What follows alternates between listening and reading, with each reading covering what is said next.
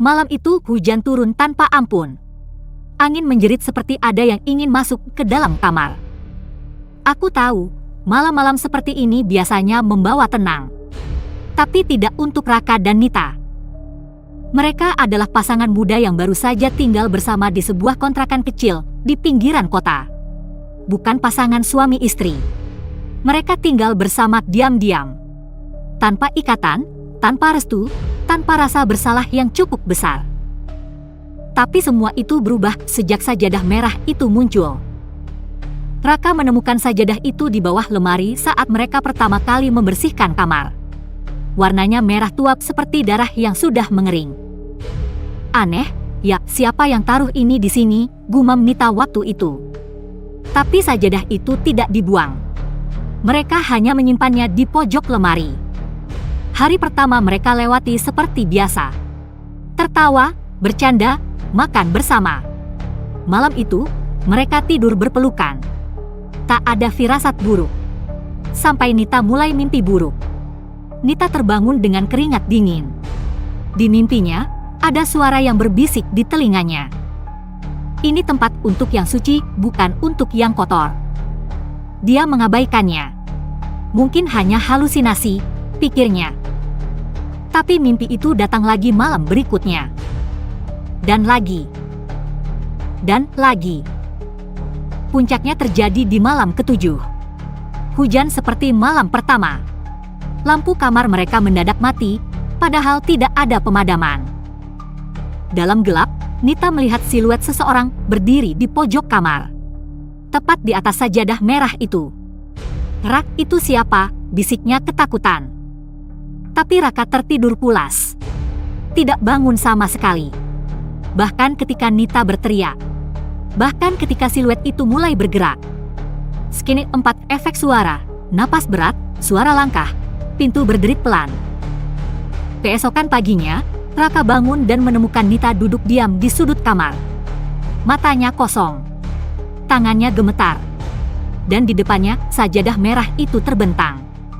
Rapi. Seperti baru saja dipakai untuk sholat. Padahal mereka tidak pernah menyentuhnya.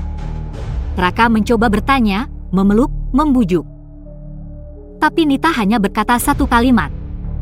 Dia bilang, "Aku harus bersuci dulu sebelum tidur denganmu lagi." Hari-hari berikutnya berubah drastis. Nita tidak mau disentuh. Ia mulai rajin beribadah, tapi terlalu ekstrim. Ia mandi berkali-kali dalam sehari. Membaca doa sambil menangis. Bahkan menolak makan, karena katanya makanan yang disentuh Raka sudah najis. Raka, yang awalnya mengira ini hanya gangguan psikologis, mulai merasakan sesuatu yang aneh juga. Setiap malam, tepat pukul 2.13 dini hari, suara bisikan itu terdengar di telinganya. "Berhenti, atau aku bersihkan semuanya." Raka mulai mencari tahu tentang sejarah kontrakan itu. Ternyata kamar itu dulunya ditempati oleh seorang ustaz dan istrinya. Tapi mereka meninggal dalam kondisi tragis. Istrinya ditemukan tewas dalam posisi sujud di atas sajadah merah. Dan suaminya hilang tanpa jejak. Konon katanya, sang ustaz marah besar saat mengetahui istrinya berselingkuh dengan santri muda. Mereka berdebat lalu lenyap. Sajadah merah itu adalah saksi bisu. Dan kutukannya masih hidup. Malam itu, Raka bertekad membakar sajadah merah itu. Ia menyiramnya dengan bensin menyalakan api. Tapi saat api menyala, Nita menjerit sekencang-kencangnya, lalu tubuhnya tersungkur. Tak sadarkan diri. Sajadah itu tidak terbakar. Api padam sendiri. Seolah ditelan oleh sesuatu yang tidak terlihat.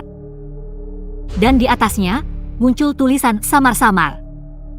"Yang kau kotori, bukan lantai ini, tapi jiwa kalian sendiri."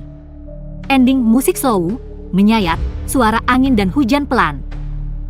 Setelah kejadian itu, mereka memutuskan pergi dari kontrakan. Tapi sejak saat itu, hidup mereka tidak pernah tenang. Nita masih sering bermimpi tentang seseorang yang memanggilnya dari balik sajadah. Dan Raka terus mendengar bisikan setiap malam. Tidak ada cinta dalam dosa. Tidak ada tidur dalam najis. tidak ada kedamaian dalam pengkhianatan kepada Tuhan. Jika kau merasa nyaman dalam hubungan yang tak halal, hati-hati. Kadang, yang datang bukan hanya dosa, tapi sesuatu yang jauh lebih mengerikan.